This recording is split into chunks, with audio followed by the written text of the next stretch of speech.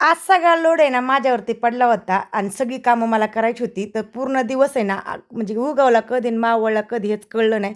संध्याकाळच्या 4:30 वाजल्या होत्या बरं का. घड्याळसुद्धा बघितलं नाही. वाजले असतील तर लगेच बाहेरच्या कामाला लागेल. चला म्हटलं पटपट असं काम करावंच लागेल कारण ना तर घरातलं काम राहिलं तरी चालेल पण शेळ्या, कुत्री, अंगण ही सगळी कामं ना अंधार पडायच्या आधी करावीच लागतात.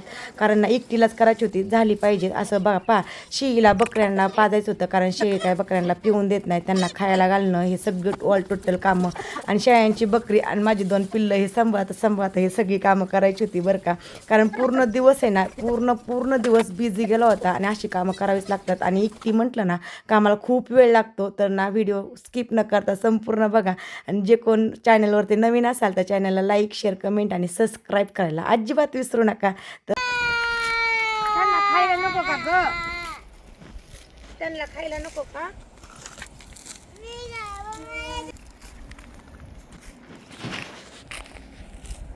ती कशी कापते बघितलं ना बाळा वाया जाते ते. पल्लवीच्या शाळेत का जर एवढं कापतो चल. हा काप चल एवढं सगळं. जा जा जा जा जा जा जा जा. लॉक करून घे गेट.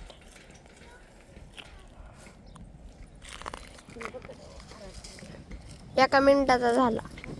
1 मिनिट.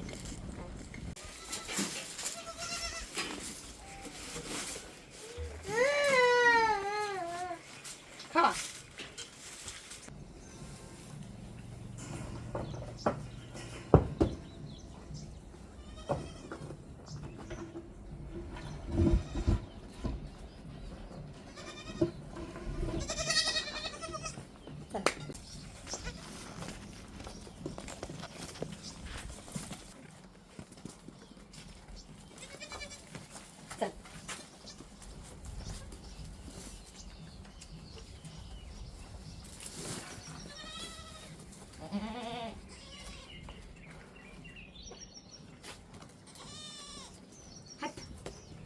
ये चल ये ये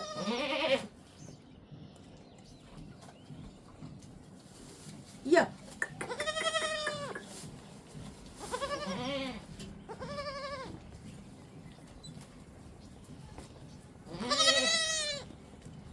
चल ये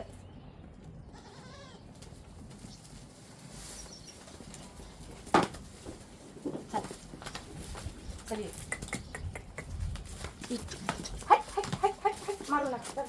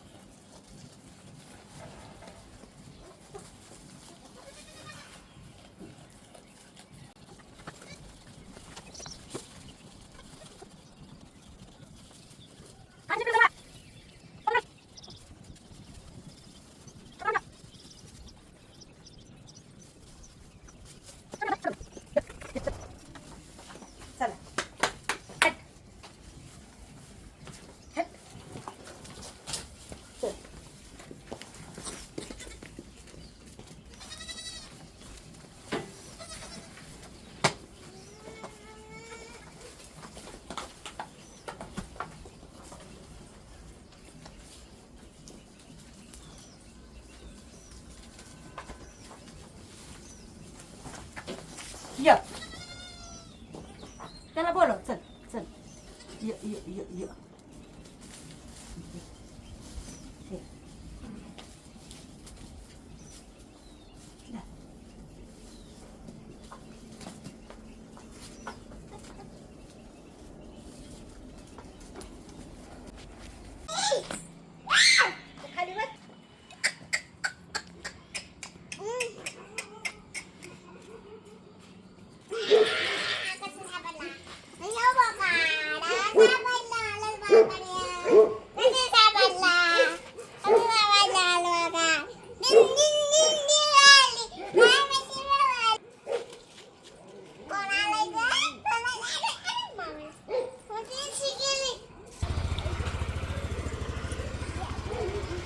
कुठं चालला?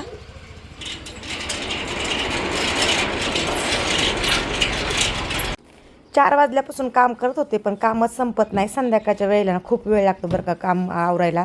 झाडून घेणं, शेळ्यांचं खायला पाणी, त्यांना दूध पाजणं पिल्लांना. आधी 2 शेळ्या होत्या, आता 4-5 झाल्यात ना, त्याच्यामुळे वेळ लागतो. पिल्लांना ना धरून पाजावं लागतं.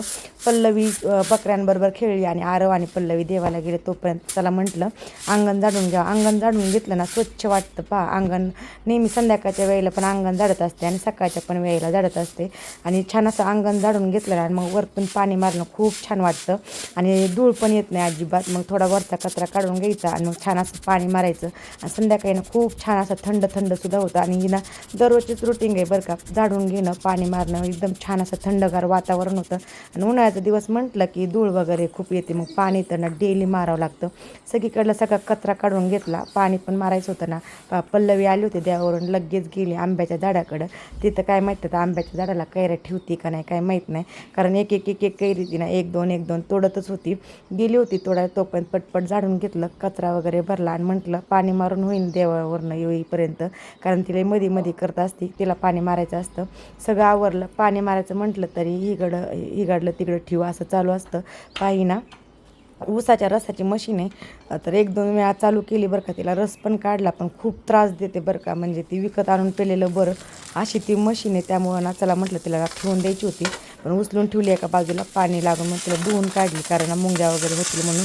कारण रस काढणं लय मुश्किल आहे, कारण विकतला आणून पेलेलं बरं अशी मशीन आहे. त्याला म्हटलं कधीतरी त्याला ना 2-3 माणसं लागतात म्हणून तिला ना दुसरीकडे ठेवायची होती, म्हणून धुवून ठेवली. सगळीकडे पाणी वगैरे मारलं. असं पाणी मारलं ना खूप छान वाटतं, एकदम थंड होतं, अजिबात धूळ वगैरे होत नाही. आणि मी ना 2 टाईम पाणी मारत असते. पल्लवी आली एका बाजूने, लगेच कैरी घेऊन तिला लगेच खायची होती. तिला म्हटलं धुवून खाऊन घे तू, कारण ती ना कलमी आंब्याची कैरी ना अजिबात आंबट वगैरे नाही, अशी मागं करत असते. त्यामुळे तिला मी देवाला लावली होती. देवाने येईपर्यंत झाडून घेऊन पाणी मारायचा असा माझा प्लॅन होता, पण तो फस्त झाला. तर तरी पण एका बाजूला तिला खेळायला लावली पिल्लांबरोबर नाही का, बकरीच्या, कारण तिने 1-1.5 तास अशी बकरीच्या पिल्लांबरोबर खेळत असते. पण ही आंब्याकडे गेली, आंब्याची कैरी आणली, एका बाजूला झुळीत ती आंब्याची कैरी ठेवली, लगेच ती पिल्लांना नादवली.